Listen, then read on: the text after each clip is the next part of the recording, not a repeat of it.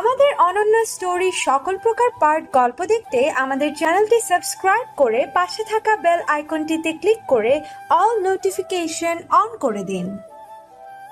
তুই হাসছিস আর আমার এদিকে শরীর জ্বলে যাচ্ছে রাগে। ওই শাহিনার সাহস কি করে হলো আমাকে লাভ লেটার দেওয়ার?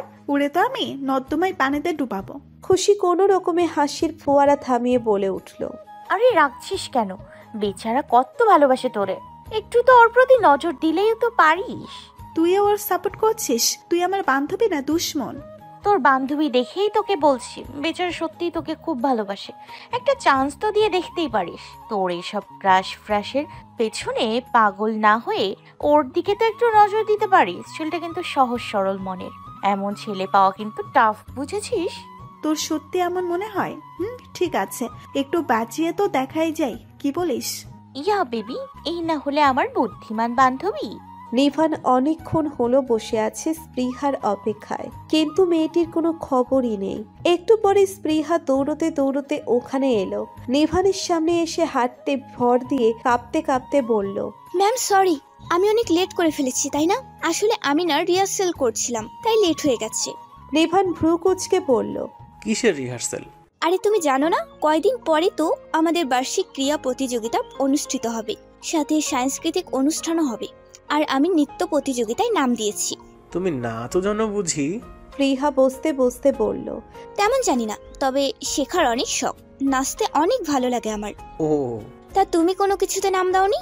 না, আমার এসব এক্সট্রা কারিকুলাম খুব একটা ইন্টারেস্ট নেই। আরে কি বলছো, তুমি তো এত সুন্দর আর্ট করতে পারো। চিত্রাঙ্কন প্রতিযোগিতায় অংশগ্রহণ করলে তো তুমি ফার্স্ট হবে, আই এম শিওর। আর্ট করি আমি আমার নিজের জন্য, কারণ এটাতে আমার মনের আলাদা এক প্রশান্তি পাই। তবে এটা নিয়ে কোনো কম্পিটিশন করতে আমার ভালো লাগে না। আচ্ছা, তুমি যেটা ভালো মনে করো। আচ্ছা, তাহলে আজকে আর আর্ট ক্লাসের দরকার নেই। তুমি বরং ভালো করে প্র্যাকটিস করো, কেমন? আরে কি প্র্যাকটিস করব? আমি তো ভালো করে পারছি না, কেউ তেমন শেখানোর মতোও নেই। আমি বোধহয় এবারও পারবো না। নিভান কিছু একটা ভেবে বলল, আচ্ছা, তুমি চাইলে আমার বাসায় এসে আপুর কাছ থেকে শিখতে পারো। আমার আপু অনেক ভালো নাচ জানে, স্কুলে সে নাচের জন্য অনেক প্রাইজ পেয়েছে। আপু তোমাকে ভালো করে শিখিয়ে দিবে। ওয়াও, সত্যি? তাহলে তো অনেক ভালো হবে। আসলে তোমার কাছ থেকে এত শুনে শুনে এখন আমারও আপুকে অনেক দেখার ইচ্ছে হয়, আর এই সুযোগে দেখাও হয়ে যাবে আর নাচ শেখাও, সাথে তোমার বাগানটাও দেখতে পাবো। তাহলে আমি আজকে বাসায় বলে রাখি, তারপর কাল থেকে তোমার সাথে যাব, কেমন? আচ্ছা ঠিক আছে, তাহলে এখন আমি যাই। ওকে ওকে, বাই। আজ শুক্রবার। প্রহরের সাপ্তাহিক রুটিন অনুযায়ী সে আজ ফার্ম হাউসে এসেছে। ছুটির দিনটা সে এখানেই কাটায়। যানবাহনের কোলাহল মুক্ত এই মনোরম পরিবেশটা তার ভালো লাগে, আর সেই সাথে ওর পালিত পশু পাখিগুলোর সাথেও সময় কাটাতে পারে। এদের সময় কাটাতেও অনেক ভালো লাগে প্রহরের। মানবজাতির মতো মুখোশধারী না এরা। এদের মাঝে নেই কোনো কৃত্রিমতা, নেই ধূর্ততা বা স্বার্থপরতা। এরা ভালোবাসার বদলে শুধু ভালোবাসাই দিতে জানে। তাই তো এদেরকেই সবচেয়ে আপন মনে হয় প্রহরের। প্রহর ছুটির সারাটা দিন এদের সাথেই কাটায়, নিজের হাতে এদের সব কাজ করে। আজও তাই করছে। প্রহর এসেই কাপড় চেঞ্জ করে একটা টি শার্ট আর 3/4 প্যান্ট পরে বাইরে এলো পশু পাখিগুলোর কাছে। প্রহরের সাথে আজ ফাহিমও এসেছে। ফাহিমও প্রায় আসে এখানে। প্রহরের মতো ওরও এখানে সময় কাটাতে ভালোই লাগে। প্রহর ফার্মের দিকে এগিয়ে যেতেই ওর পোষা কুকুর দুটো দৌড়ে এলো প্রহরের কাছে। প্রহর নিচে এক হাঁটু গেড়ে বসে কুকুর দুটোকে আদর করতে করতে বলল, কি ব্যাপার জনি অ্যান্ড স্যামি, কেমন আছিস তোরা? আজ তো আমি আসার আগে এত চকচক করছিস, ব্যাপার কি বলতো? এত পরিষ্কার হলে কিভাবে? কুকুর দুটো তখন ঘেউ ঘেউ করে সামনের দিকে কিছু ইশারা করে দেখাচ্ছে। প্রহর ভ্রু কুচকে সামনে তাকাতেই আচমকা খুশির সামনে এসে প্রকট হলো। 2 হাত ছড়িয়ে সারপ্রাইজ দেওয়ার মতো করে বলে উঠল, টাটা।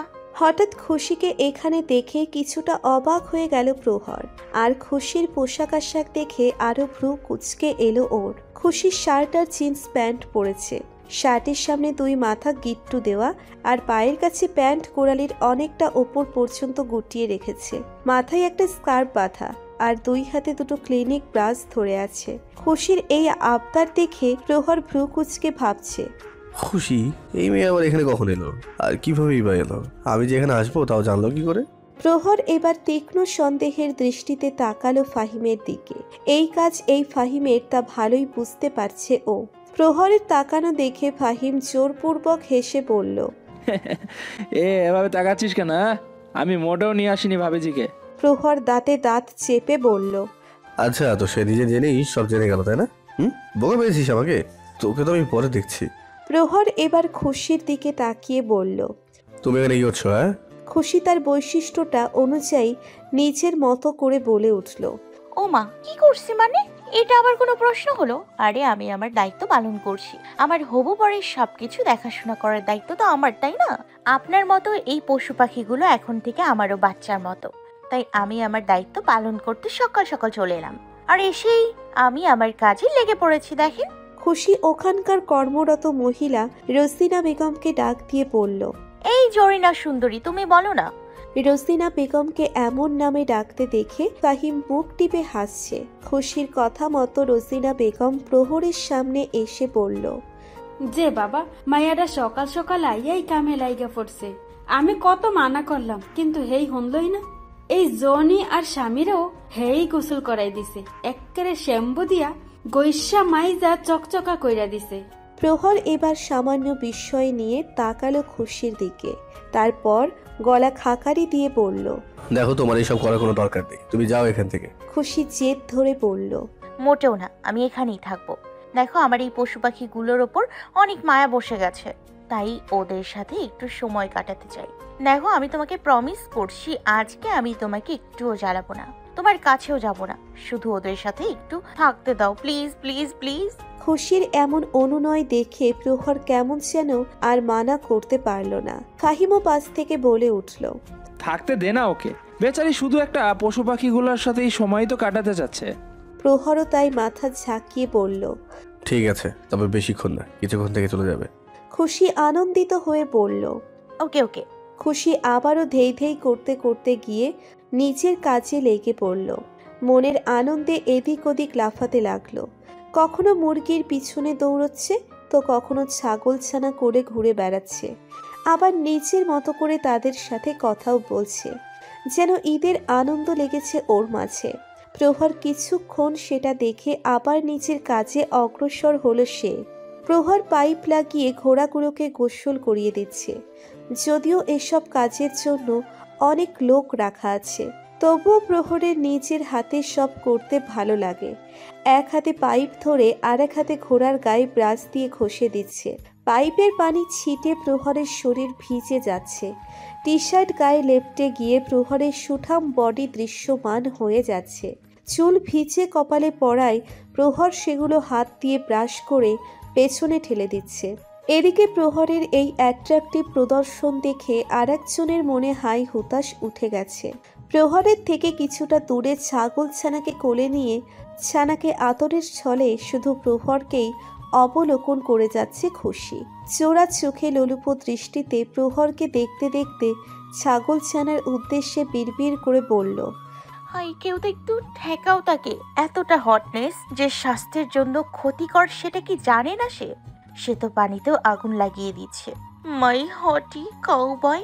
দেখছিস ক্যাটরিনা, আমার বয়ফ্রেন্ড কি হট? না না, তুই দেখিস না, তোর দুলা ভাই হয়। দুলা ভাইয়ের দিকে এভাবে তাকাতে নেই, পাপ হয়, বুঝেছিস? তুই বরং তোর হবু বর সালমান ভাইয়াকে দেখ। এই দেখ, আমি তার নতুন ছবি নিয়ে এসেছি।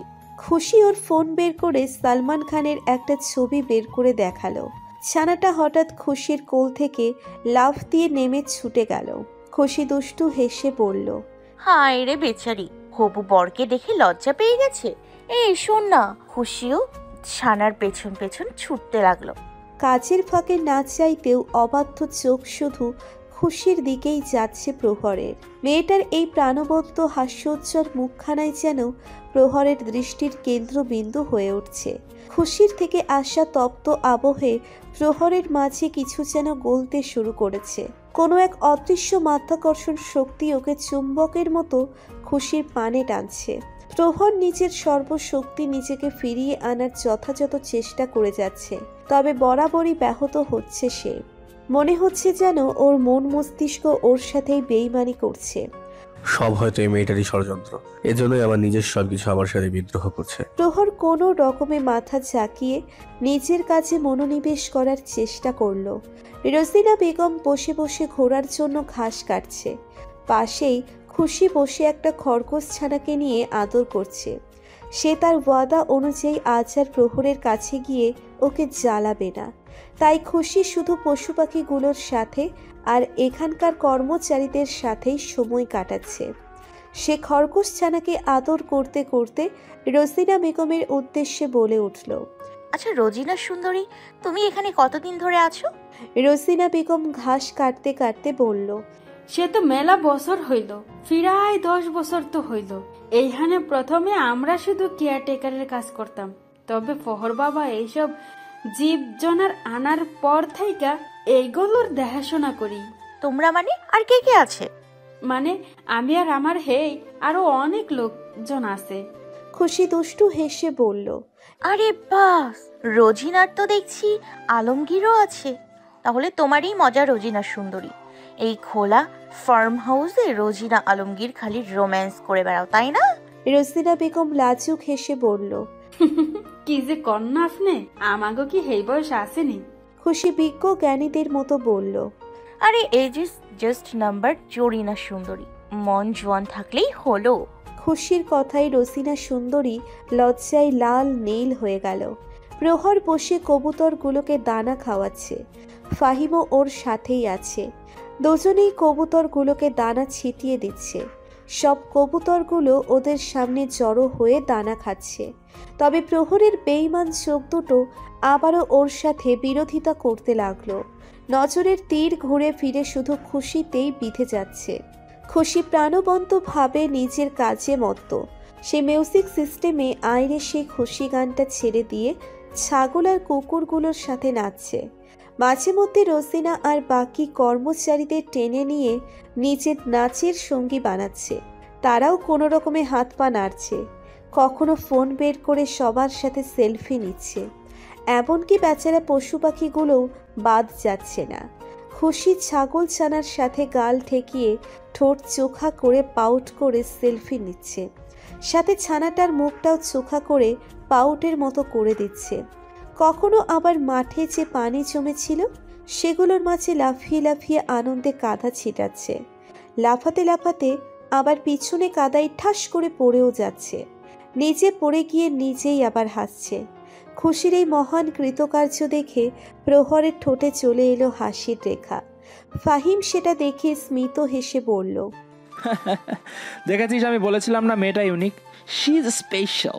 দেখ, সে আজ অসম্ভব সাধন করে দিল, তোর মতো রোবটের মুখে হাসি ফুটিয়ে দিল। ভাবতে পারছিস এটা কত বড় ব্যাপার? আজ আর ফাহিমের কথায় রাগ হলো না প্রহর, বরং খুশিকে পর্যবেক্ষণ করায় মনোনিবেশ করল সে। আজ প্রথম প্রহর খুশিকে ভালো করে দেখছে। মেয়েটার উচ্চতা স্বাভাবিকই হবে, খুব লম্বাও না আবার খাটোও না। গায়ের রং ধবধবে ফর্সা না, উজ্জ্বল শ্যামবর্ণ, কিছুটা স্বর্ণের রং। চেহারায় নিষ্পাপ পরিস্ফুটিতা ভাসমান। কেমন যেন অদ্ভুত এক মায়া আছে ওই মুখমণ্ডল জুড়ে। আর সবচেয়ে বেশি মায়ায় সমুদ্র বইছে ওই ডাগর ডাগর আঁখি যুগলে। ওই চোখে বেশিক্ষণ তাকালে মনে হয় ওই মহাসমুদ্রে ডুবে যাবে সে। আজ না চাইতেও ফাহিমের কথাটা মানতে হচ্ছে প্রহরের। মেয়েটা সত্যিই ইউনিক। যেখানে আজকালকার মেয়েরা এসব পশু পাখির ফার্মে আসলে নাক সিটকে কপালে তুলে নেয়, ফাহিম কয়েকবার ওর বন্ধুদের নিয়ে এসেছিল।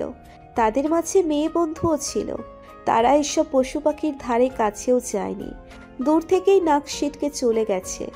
সেখানে এই মেয়েটা ওদের সাথে এমনভাবে মিশছে যেন নিজের ভাই বোন। মেয়েটা সত্যিই যেন কোনো প্রকৃতির রূপ। ওর মাঝে কোনো কৃত্রিমতা নেই। প্রহর মেয়েটাকে কখনো অন্য সব মেয়েদের মতো আটা ময়দা মেখে সাজুগুজু করতে দেখেনি। সব সময় সিম্পল ভাবেই থাকে।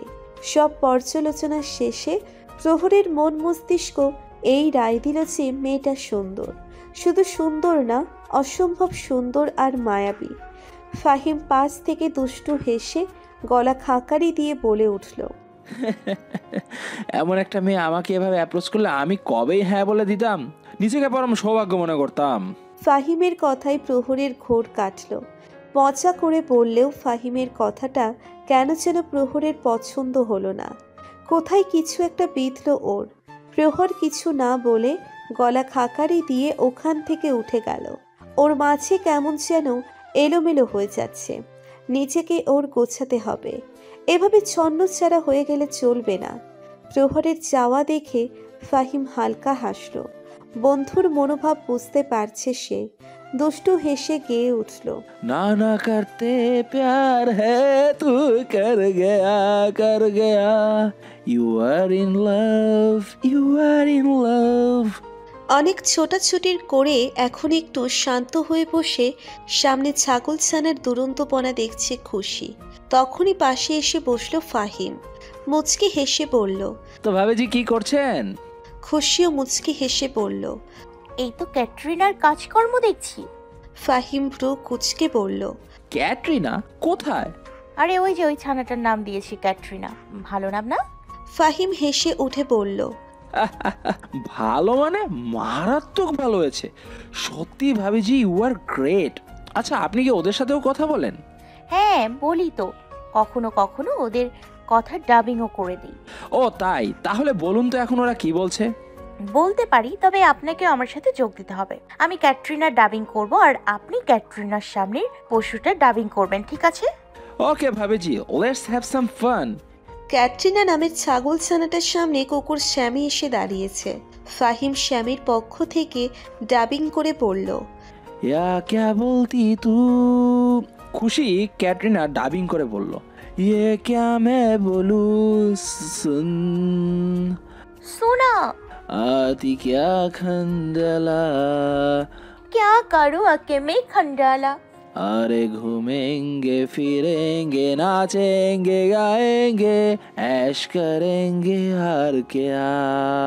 খুশি ক্যাটরিনার ডাবিং করে অ্যাটিটিউড নিয়ে বলল, এই স্বামী, আমার সাথে একদম ফ্ল্যাট করার চেষ্টা করবে না। আমাকে এসব আমির গান শুনিয়ে পটাতে পারবি না। আমি আগে থেকেই অন্য এক খানের বাগদত্তা। ফাহিম এবার শ্যামির ডাবিং করে বলল, খান? কোন খান? সবকি আন সবকি শানদা, one and only Salman Khan. আমি সলমান খানের বাগদত্তা, বুঝেছো? তো হাম ভি কিসি সলমান সে কাম হ্যায় কে। আরে কি আছে ওই শাল্লুর মাঝে? দেখো, আমার ওনাকে সম্মান দিয়ে কথা বলবে, ঠিক আছে? আরে কোথায় সে আর কোথায় তুমি? ওনার বডি দেখেছো? কি ফিট বডি ওনার। এখন তো আমিও ওনার মতো ফিট হওয়ার জন্য ডায়েটিং করছি। আমি এখন শুধু 2 বেলা ঘাস খাই, আর ভাত ভুসি তো খাই না। আরে কি সাল্লু সাল্লু লাগিয়ে রেখেছো?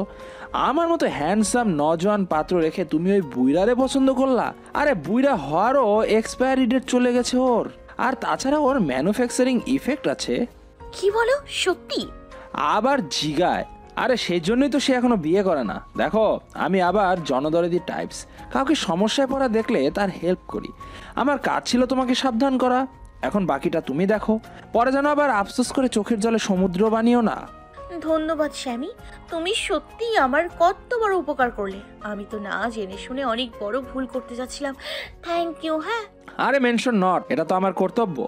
বাই দা মেঠোপথ, ওসব বাইরের মাল ছাড়ো না, আমার মতো দেশি মালে নজর দাও। আমার মতো স্থায়ী টেকসই মাল হারিকেন লাগিয়ে খুঁজলেও পাবে না। যা কি যে বলো না। হাসি তো ফাঁসি। তাহলে এখন বলো, মুঝসে শাদি করোগি, हो मुझसे शादी करोगी, तुझसे शादी करूंगी, है तुझसे शादी करूंगी। ফাহিম হাসতে হাসতে খুশির হাতের সাথে হাইফাই দিয়ে বলল, वाओ भाभी जी तुसी तो ग्रेट हो, सुपर से ऊपर हो। आई मीन लाइक ছাগলেরও লাইভ স্টুডিও সেট করে দিলে। সত্যি ইউ আর জিনিয়াস। খুশি গর্বে গদগদ হয়ে বলল, তো মহান মানবীজি, এই অধমের উপরও একটু আপনার কৃপা দৃষ্টি করুন। এই প্রহরের সাথে থেকে থেকে আমি নিজেও সিঙ্গেল থেকে গেলাম, এখন আপনি কোনো চমৎকার করেন। সিঙ্গেল মরতে চাই না ভাবিজি। খুশি এক হাত উঠিয়ে ঋষি মুনিদের মতো করে বলল, চিন্তা করো না বৎস, এই মহান দয়াময় মাতা খুশির সবার কল্যাণে নিয়োজিত। তোমারও একটা গতি করে দেবে সে। সো জাস্ট চিল বৎস, চিল। খুশির কথা বলার ভঙ্গি দেখে ফাহিম হেসে দিল। খুশিও খিলখিল করে হাসতে শুরু করলো। প্রহর কফি হাতে বাইরে এসে দেখল খুশি আর ফাহিম আড্ডা জমিয়ে বসে আছে। দুজনে হাসির ঝর্ণা বইয়ে দিচ্ছে। প্রহরের ভ্রু কুঁচকে এলো। ব্যাপারটা ওর কেমন যেন লাগছে। অ্যাকচুয়ালি কেমন লাগছে সেটা ওর নিজেরও বোধগম্য হচ্ছে না। প্রহর গলা খাকারি দিয়ে ফাহিমকে ডাক দিয়ে বলল, ফাহিম, তোর জন্য কফি এনেছি। ফাহিম বলে উঠল, আমি এখন কফি খাবো না, তুই খা। কথাটা বলে ফাহিম আবারও খুশির সাথে আড্ডা দিতে লাগলো। ওদের ভাব দেখে মনে হচ্ছে প্রহর যেন এখানে আনওয়ান্টেড পার্সন হিসেবে চলে এসেছে। ব্যাপারটা কেন যেন গ্রহণযোগ্য মনে হচ্ছে না প্রহরের কাছে। প্রহর ওদের থেকে কিছুটা দূরে পিছনে পোলে সাইডে রাখা একটা গোল টেবিলের চেয়ারে বসলো। কফি খেতে খেতে আর চোখে ওদের দেখছে। দুজন কথার ফুলঝুরি জ্বালিয়ে নিয়েছে।